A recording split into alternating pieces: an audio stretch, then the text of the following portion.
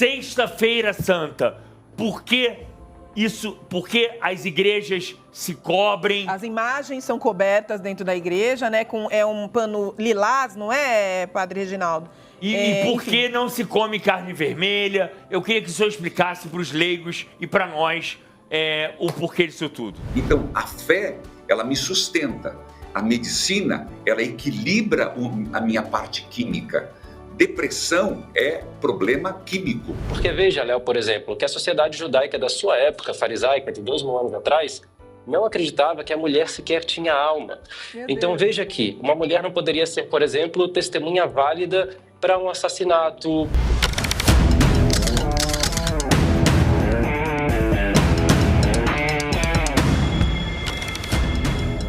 Muito boa tarde a todos.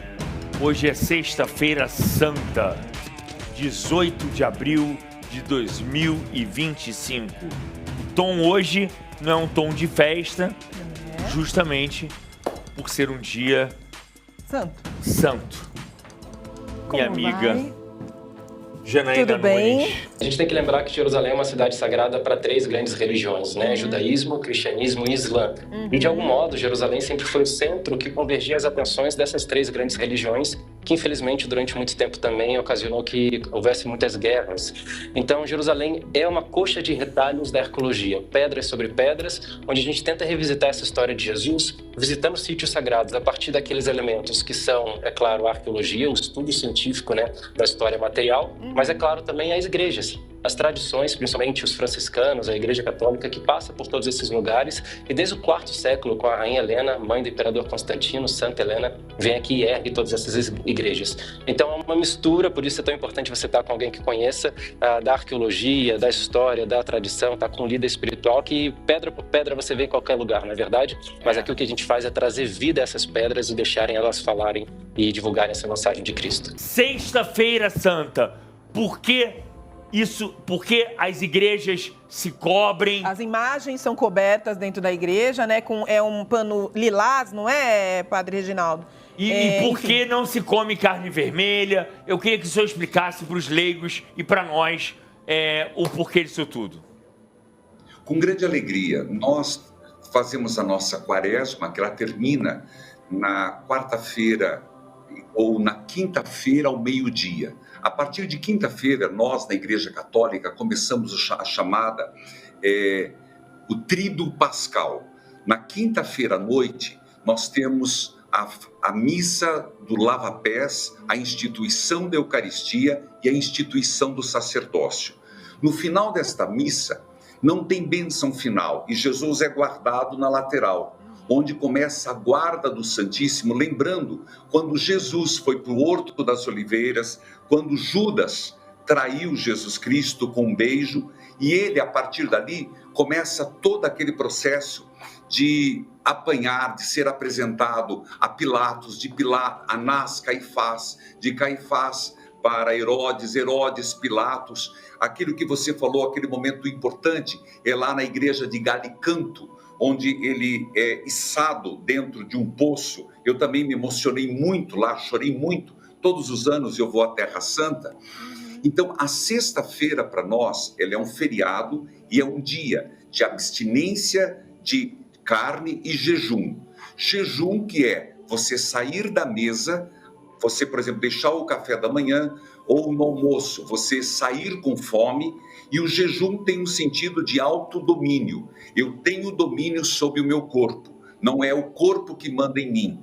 E abstinência de carne. Aí você vai falar, mas peixe é carne. Abstinência de carne vermelha, de carne quente.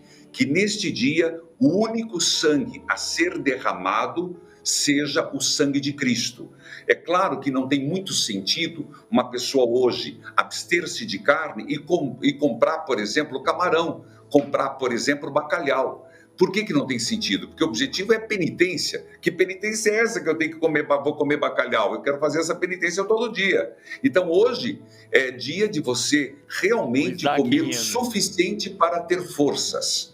É o sentido da Sexta-feira Santa. A igreja, durante muito tempo, teve essa compreensão, que graças a Deus foi mudada, transformada.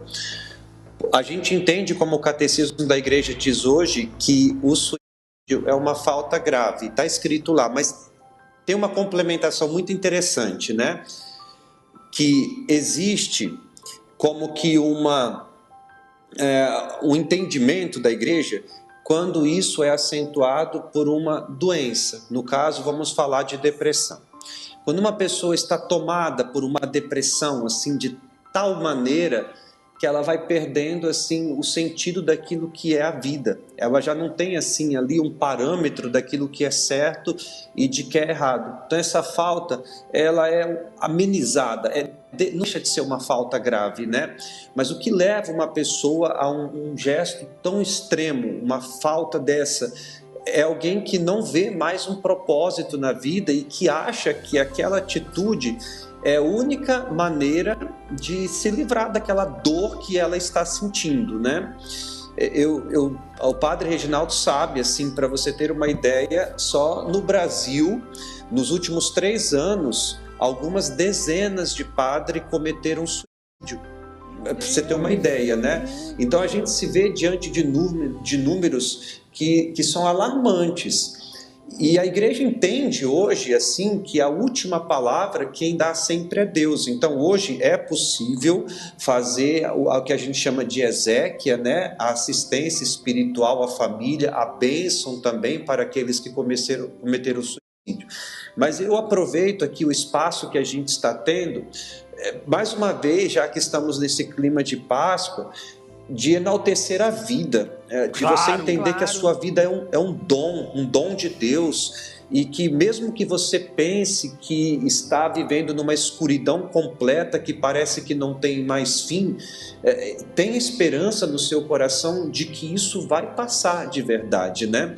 Eu falo isso assim com propriedade. Eu vivi um período de depressão que foi muito forte na minha vida, que levou de mim embora, inclusive, a vontade de viver mesmo. E o que me manteve em pé foi a esperança de que aquilo iria ter um fim, de que iria passar aquilo, né?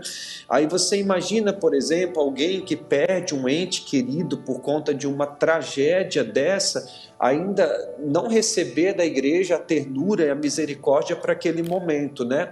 Então hoje é permitido, a pessoa pode ser enterrada em cemitérios católicos, pode receber a bênção também, porque a gente entende que o que levou ele a cometer, na maioria das vezes, um ato tão extremo, era uma dor que tomou conta de tal forma do coração que ele não viu mais propósito em nada. É isso aí, né, Padre Reginaldo? É isso aí, né? É tudo isso aí. Parabéns, Padre Patrick. A gente se conhece também fora das câmeras, nós temos uma certa proximidade. E a igreja até a reforma do direito canônico era muito fechado quanto a isso. Não entrava nem na igreja um suicida. Mas em 1983 houve a reforma do direito canônico, consequentemente, essa visão que também Santo Agostinho já tinha quando falava do pecado mortal, que para cometer um pecado mortal a pessoa tem que estar totalmente livre em todas as suas esferas e no seu interior. E eu pergunto, é um ato de desespero, a pessoa ela não quer tirar a vida. Muito bem disse Padre Patrick, ele quer tirar a dor. Então, naquele momento, a única forma de tirar a dor é tirar a vida. E é lamentável isso. Por isso que nós temos que fazer sempre um trabalho de mostrar às pessoas, depressão é doença. E por isso tem que buscar tratamento. Perfeito. Eu sempre falo, Deus cura, mas a fé me faz tomar um remédio com um copo de água benta. Então, eu insisto nisso. Então, não queira... Desculpa te cortar, mas então assim... O senhor recomenda, obviamente, muitas pessoas que procuram o senhor nesse momento de extrema situação, procurar um psiquiatra, procurar um remédio, procurar uma ajuda médica, obviamente, né? Com certeza, eu insisto que as pessoas primeiro entendam, é uma doença como outra e precisa da fé, mas precisa da medicina. A medicina é um braço bondoso de Deus. Deus lá em Provérbios Eclesiástico que deu ao homem a consciência de descobrir os remédios e curar as doenças. Então a fé, ela me sustenta. A medicina, ela equilibra a minha parte química. Depressão é problema químico. Católico pode ou não pode ser cremado?